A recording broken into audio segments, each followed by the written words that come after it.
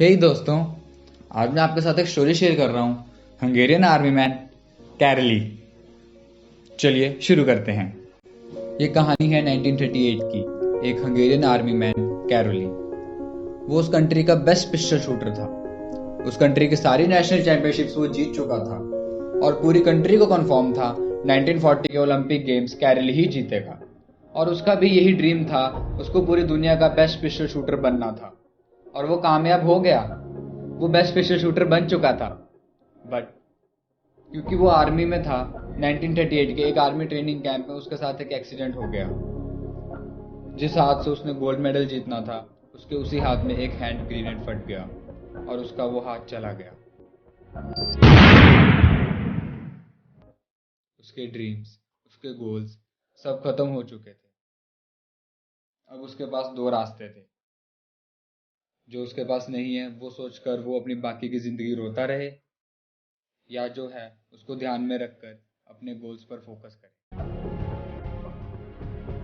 उसने फोकस किया उस पे जो उसके पास था। और क्या था उसके पास? एक हैंड, एक ऐसा हाथ जिससे वो लिख तक नहीं सकता था। पर उसने हार नहीं मानी। उसके उस हाथ का इलाज चला 1 महीने तक हॉस्पिटल में, और ठीक 1 महीने बाद उसने अपने लेफ्ट हैंड की ट्रेनिंग शुरू कर दी। फिर 1 साल बाद वो वापस आया 1939 में। हंगरी में नेशनल चैंपियनशिप्स चल रही थी। उस कंट्री के बेस्ट पिस्टल शूटर्स वहां पर थे। उन्होंने जाकर उसको कॉन्ग्रेचुलेट किया, बोला ये होती है स्पोर्ट्समैन स्पिरिट। इतना सब होने के बाद भी तुम यहाँ आए हो हमको मोटिवेट करने के लिए।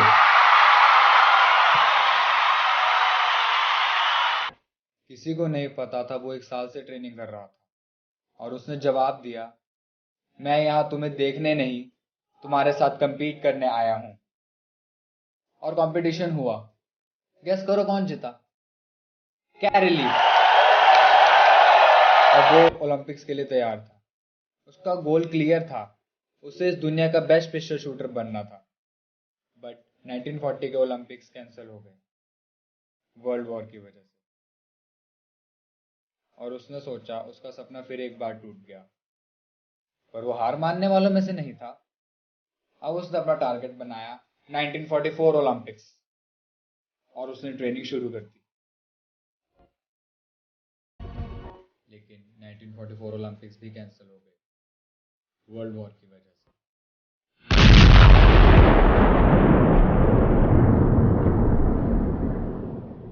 फिर एक पल के लिए लगा सब कुछ खत्म हो गया, पर नहीं। वो अपने सपने को हर कीमत पर पूरा करना चाहता था। अब उसने अपना सारा फोकस डाल दिया 1948 ओलंपिक्स पे। 1938 में उसकी एज थी 28 ईयर्स और 1948 में उसकी एज हो चुकी थी 38 ईयर्स। और जो न्यू प्लेयर्स आते हैं, टाइम के साथ साथ उनके साथ compete करना मुश्किल होता जाता है। पर हार मानना तो उसने सीखा ही नहीं था। वो वहां गया और उसने compete किया वर्ल्ड के बेस्ट पिस्टल शूटर्स के साथ। और कौन जीता? कैरोली। उसका सपना पूरा हो चुका था, लेकिन वो तब भी नहीं रुका। अब उसने अपना सारा फोकस डाल दिया 1952 ओलंपिक्स पे। 4 साल बाद दोबारा फिर से compete किया, और इस बार भी गोल्ड मेडल कैरोली ही जीता।